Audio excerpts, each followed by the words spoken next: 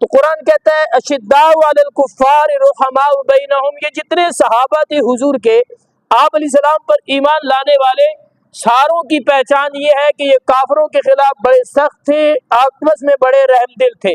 ایک تو قرآن اللہ کا سچا ہے، روایت جھوٹی ہو سکتی ہے، کتاب جھوٹی ہو سکتی ہے، تاریخ دان جھوٹا ہو سکتا ہے، مولوی جھوٹا ہو سکتا ہے، ذاکر جھوٹا ہو سکتا ہے، قرآن جھوٹا۔ قرآن کہتا ہے یہ آپس میں نرم دل تھے، آپس میں محبتیں کرنے والے تھے۔